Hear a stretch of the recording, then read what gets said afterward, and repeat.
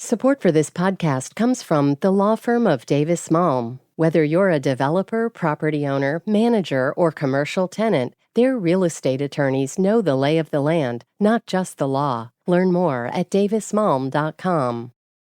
WBUR Podcasts, Boston.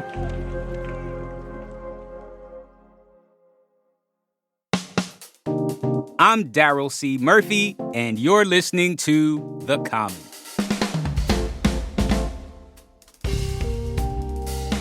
WBUR climate and environment correspondent Barbara Moran, you're back. I am back. Hello. You are back, and once again, we are talking about PFAS. Our favorite subject. Yes. PFAS. The PFAS party continues.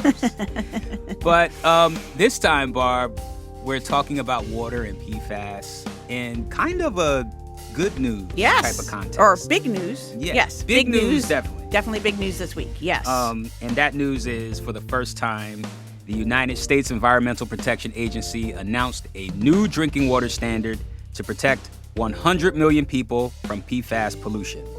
Quick reminder, PFAS is a class of chemicals called, here we go, perfluoroalkyl or polyfluoroalkyl substances. But if you want to keep it simple, they're also known as forever chemicals. Exposure to PFAS has been linked to a number of health risks, including cancer. Now, Massachusetts is one of 11 states that set limits on PFAS in 2020, but they are different from the new federal guideline. Barb, we need you to help us understand how. So first, tell us about the new federal rule, and then we'll get into how they differ from Massachusetts. So the EPA came out with this rule this week, and it sets very low limits for 5 PFAS chemicals. Okay.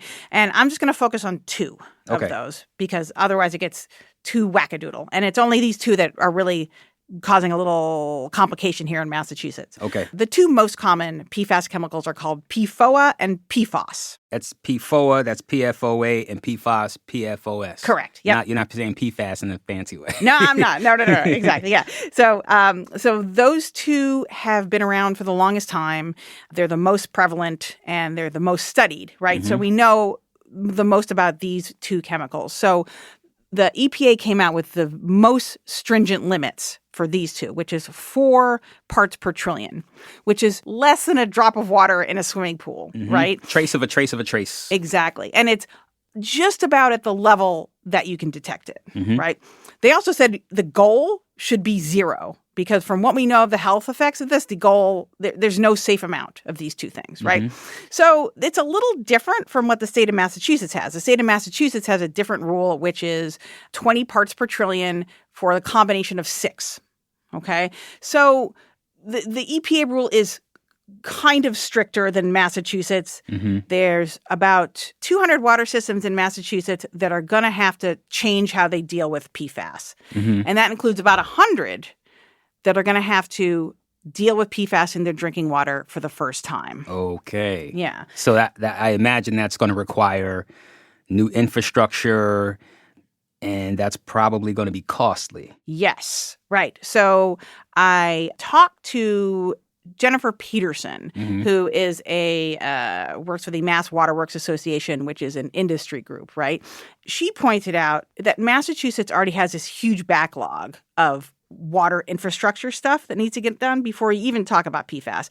And that's about like $15 billion worth of stuff that Massachusetts has to do already, right?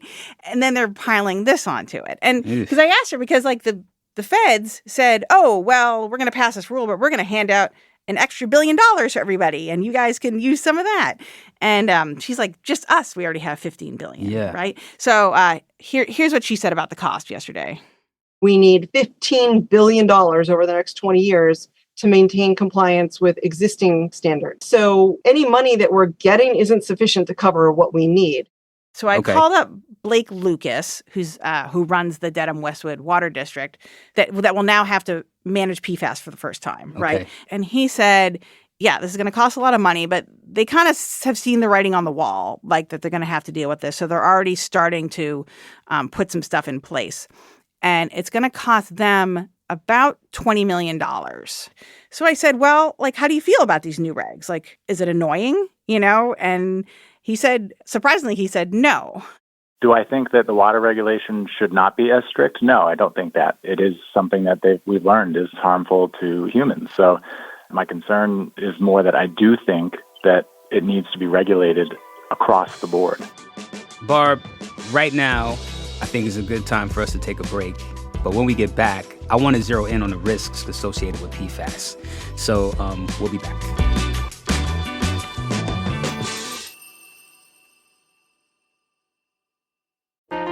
Politics has never been stranger or more online, which is why the politics team at Wired is making a new show, Wired Politics Lab. It's all about how to navigate the endless stream of news and information and what to look out for. Each week on the show, we'll dig into far-right platforms, AI chatbots, influencer campaigns, and so much more. Wired Politics Lab launches Thursday, April 11th. Follow the show wherever you get your podcasts.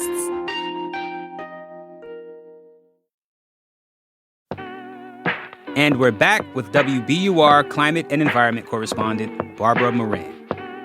So, Barb, we're talking about PFAS and the new federal rule that sets a limit on the amount of PFAS that could be in drinking water. Can you tell us more about the dangers that PFAS poses to our bodies?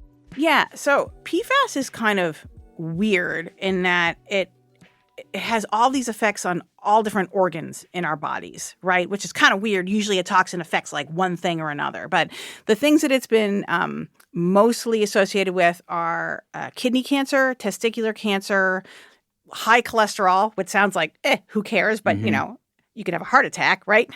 Yeah. And lessened immune response. So you are less likely to respond well to vaccines because of this.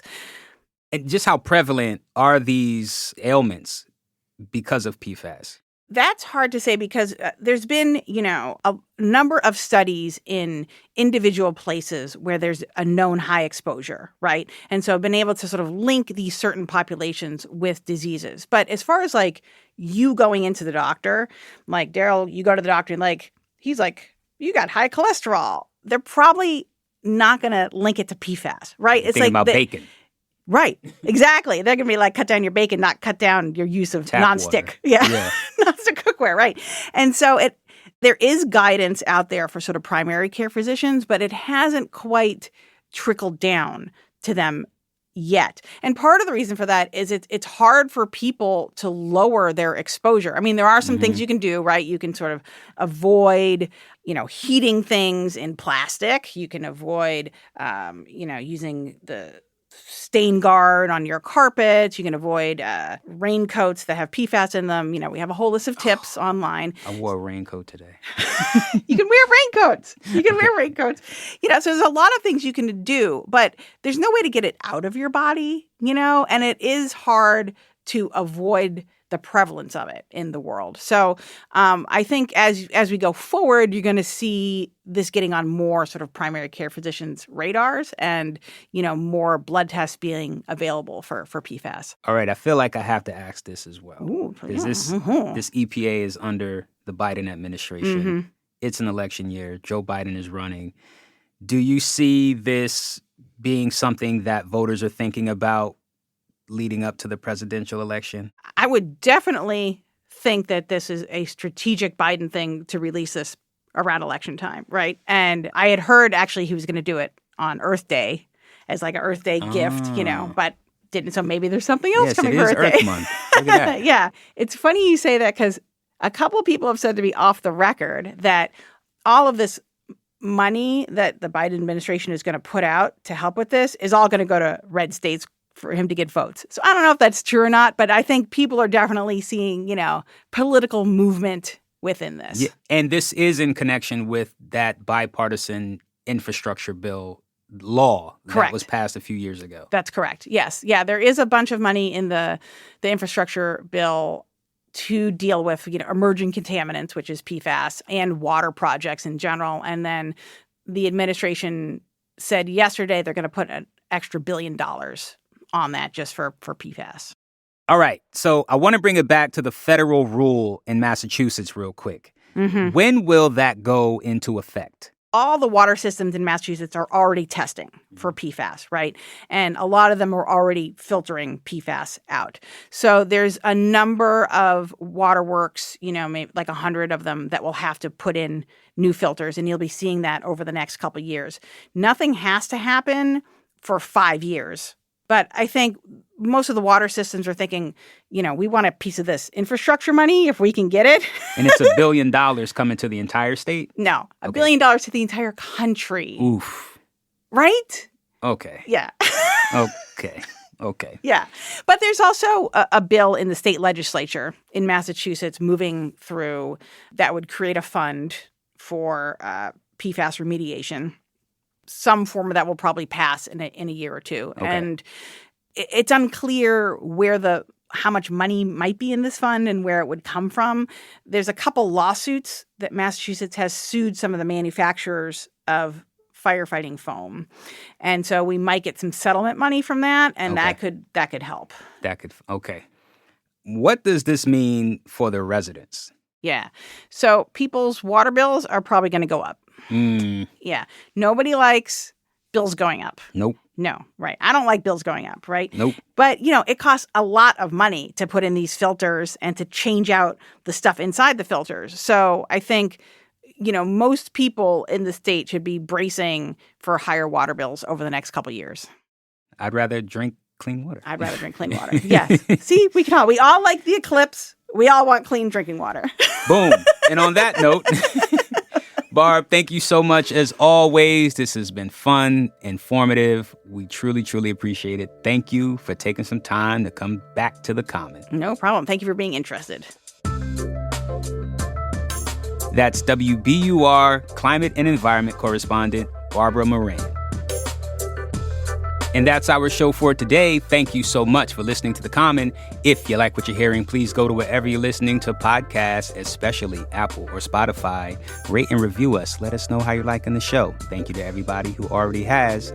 And now it is that time for me to let you know that The Common is produced by Caitlin Harrop and Franny Monahan with help from CCU. It's mixed by Emily Jankowski, Matt Reed, and Paul Vaitkus, and it's edited by Samatha Joshi and Ben Brock Johnson. And our theme music is Me from Hisu. And from the newsroom of WBUR, I'm your host, Daryl C. Murphy. I'll talk to you soon.